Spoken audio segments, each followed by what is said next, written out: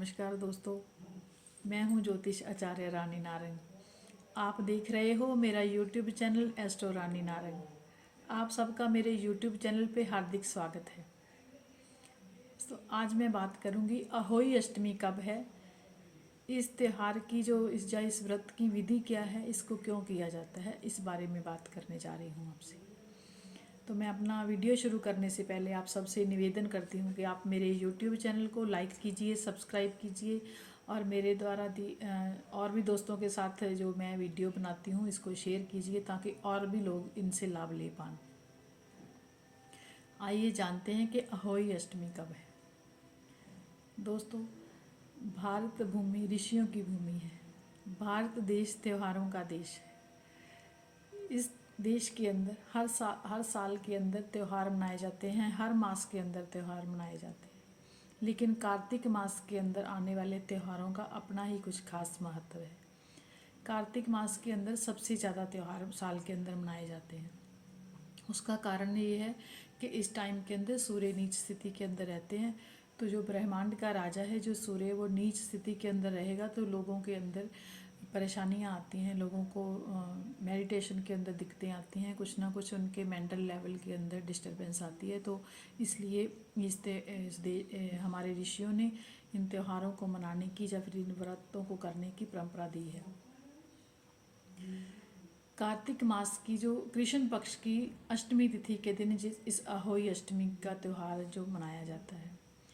कार्तिक मास की ही चतुर्थी जो तिथि होती है उस दिन इस जो करवा चौथ का त्यौहार मनाया जाता है। इस त्यौहार से ठीक 4 दिन पहले, क्योंकि उस दिन महिलाएं अपने पति की लंबी आयु के लिए, उनकी स्वास्थ्य की कामना के लिए पूरा दिन निर्जल रह कर के उपवास करती हैं और भगवान से उनकी लंबी आयु की और अच्छी सेहत की कामना करती हैं। और इस करवा चौथ से ठीक 4 दिन बाद अहोई अष्टमी, जिसमें संतान की प्राप्ति के लिए या फिर संतान की दीर्घ आयु के लिए, उनके स्वास्थ्य की कामना के लिए, उनकी जीवन के अंदर सफलता के लिए महिलाएं व्रत करती हैं। और करवा चौथ की भांति ही ये भी व्रत निर्जल रह कर के किया जाता है, बिना कुछ खाए पिए ये व्रत किया जाता है। इस 2021 के अंदर 28 अक्टूबर बृहस्पतिवार के दिन ये अहोई अष्टमी पड़ रही है। इस अहोई अष्टमी का जो अष्टमी तिथि का जो शुरुआत है वो 12:50 के ऊपर दोपहर को शुरू हो जाएगी और 29 अक्टूबर के दिन ये 2:10 तक ये तिथि रहेगी। और ये जो व्रत की जो पारण है या व्रत की जो पूजा है ये शाम के टाइम, तारों की शाम के में की जाती है। तो ये फिर 28 अक्टूबर के दिन ही शाम को ये त्यौहार की जो मनाने की परंपरा है। और इस त्यौहार का जो पूजा का जो टाइम है वो शाम को 28 अक्टूबर के दिन शाम को 5:40 के ऊपर शुरू होकर के 7 बजे तक रहेगा। इस टाइम के अंदर महिलाएं अपना पूजा पाठ है, जो भी अपना कथा करना चाहती हैं, आरती करना चाहती हैं, भगवान को प्रसाद भोग लगाना चाहती हैं, तो उस दिन उस टाइम के अंदर आप इस पूजा को कर सकते हैं। बृहस्पतिवार के दिन इस बार ये जो योग पड़ रहा है, इस दिन पुष्प नक्षत्र भी पड़ रहा है, क्योंकि चंद्रमा कर्क राशि के अंदर रहेंगे तो उस दिन पुष्प नक्षत्र चलेगा।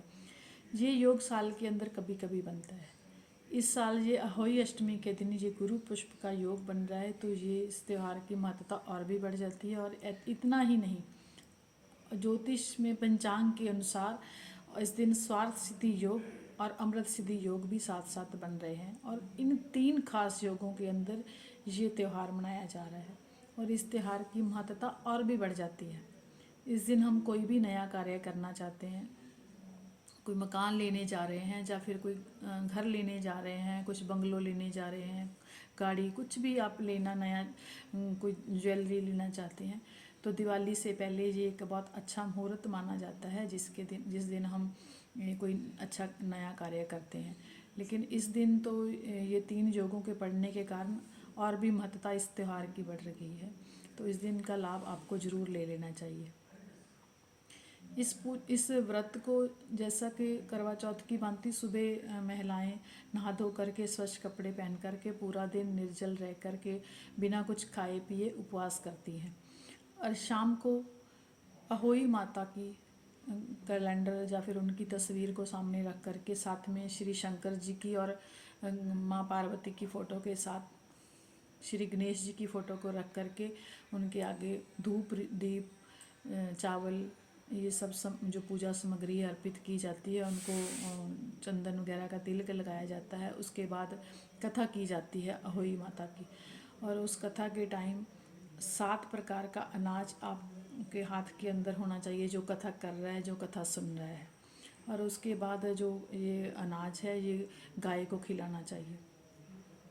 कथा के बाद आपको आरती करनी चाहिए, और आरती के बाद भगवान को जो भी आपने प्रसाद के अंदर कुछ रखा है तो वो प्रसाद भगवान को भोग लगा करके अपने बड़ों का आशीर्वाद ले करके तारों की शाम के अंदर इस व्रत का पारण करना चाहिए।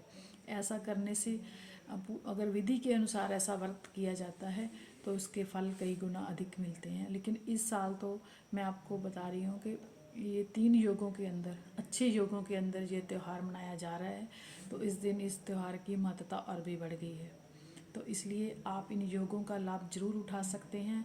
और इस अहोई अष्टमी को 28 अक्टूबर बृहस्पतिवार के दिन आप अपनी संतान की सुख समृद्धि, या फिर जिन लोगों के पास संतान नहीं है उनके लिए आप ये व्रत कर सकती हैं। तो अगर आप अपनी इच्छा के अनुसार अपनी एक अच्छी भावना के साथ इस व्रत को करती हैं तो आप इसका फल ज़रूर ले पाएंगे। इसलिए मैं इन्हीं बातों के साथ अपनी वाणी को यहीं पे विराम देना चाहती हूँ। और जाने से पहले मैं आपको बताना चाहती हूँ कि अगर आप अपनी कुंडली दिखाना चाहते हैं, किसी प्रकार की समस्या से परेशान हैं, या फिर अपने घर का वास्तु विजिट कराना चाहते हैं, न्यूमरोलॉजिकली आप अपने नाम के स्पेलिंग चेंज करना चाहते हैं, तो आप मुझे मेरे नंबरों पर संपर्क कर सकते हैं। मेरे नंबर्स हैं 9780400635। तो दोस्तों, मैं इन्हीं बातों के साथ अपनी वाणी को यहीं पे विराम देना चाहूँगी। नमस्कार।